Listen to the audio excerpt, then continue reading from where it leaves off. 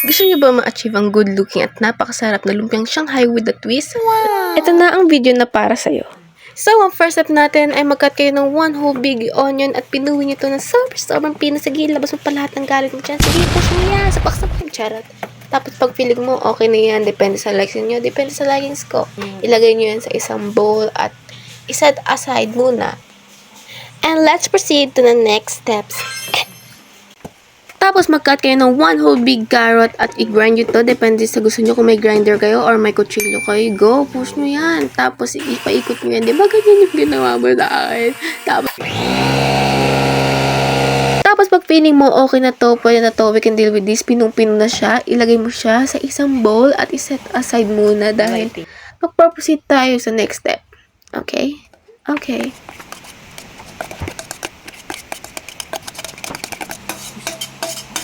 Tapos mag-cut kayo ng ceiling green, cut nyo sa gitna, tapos tanggalin yung buto. Hoy, every step, wash ang board at ang hand ni person. So ngayon, mag-cut naman tayo ngayon ng cheese para yummy. Tapos pag marami-rami na yung cheese, i-cut nyo siya sa 3. Kahit anong cheese naman pwede, depende sa inyo kung ano meron kayo or ano prefer nyo. Pero gamit naman ngayon is Eden cheese kasi masarap siya.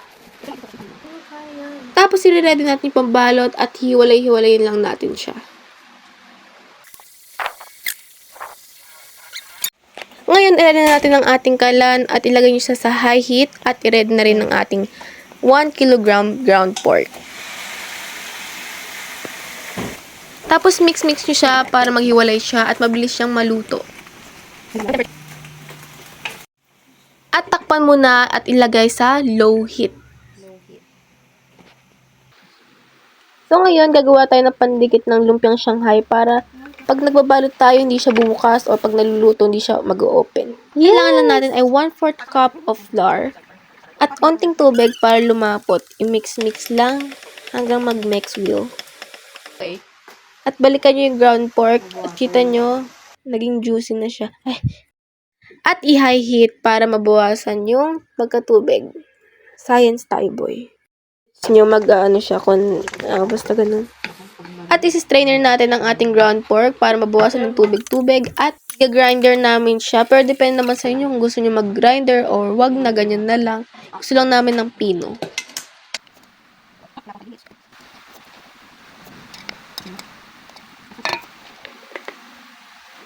And let's go!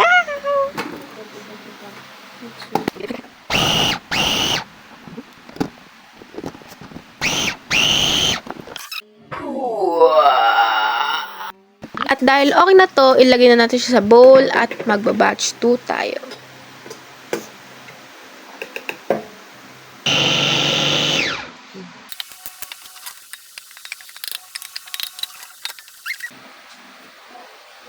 Grabe naman ang thumbs up, boy. Ngayon, paghalu-haluin na natin ang lahat.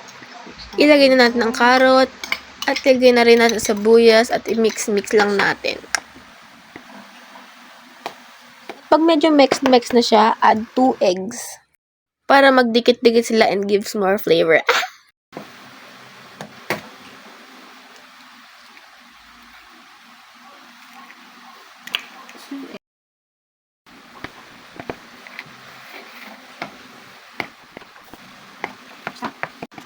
Bigyan nyo rin siya ng isang buong magic sarap at pepper at konting asin. Depende sa inyo kung gusto nyo maalat, matamis, sour. Ngayon, titikman ni Lola, titikman niya ba kung ito ay disapprove or approve. At dahil approve siya, let's proceed sa pagbalot. At ngayon, stuff na natin yung mga ginawa natin kanina. Yung mga queso, chili, meat. Yes!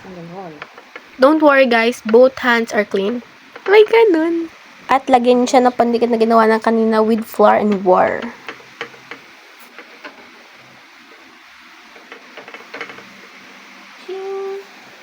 At nakagawa na tayo ng isa at gumawa pa tayo ng mas marami.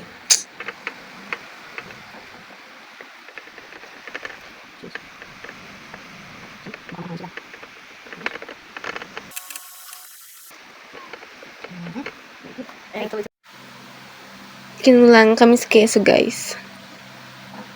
So, nakarami-rami na tayo ng lumpia na nagawa. Ito yung may twist at ito yung walang twist. So, naglagay lang kami ng mantika sa pan, nakaluhit siya at hihintayin natin siya hanggang sa mag-init. At pag uminit-init na siya, lagay nyo na yung lumpia na Shanghai with the twist. At hintayin nyo lang hanggang sa mag-golden brown na siya ang kanyang look at when you sew and it's looking good. Golden brown. At pag nag-golden brown na siyang kagayanan, ilagay nyo siya sa strainer para mabawasan naman kahit papaano yung mantika.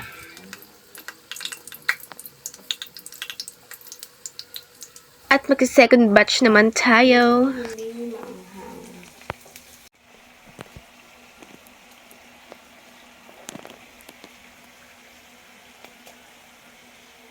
Ayan, so dahil okay na siya, let's proceed sa paggawa ng sauce. You see that? It looks so good. It's so yummy, so delicious. Like, Paggawa ng sauce, simple lang yung kailangan natin. Kailangan natin ng ketchup, mayonnaise, at mustard.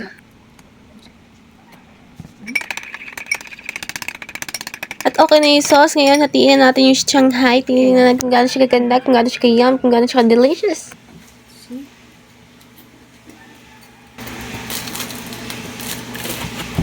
Unahin muna natin yung may chili and grabe! Kita nyo ba yan? Lahat? Oh my God!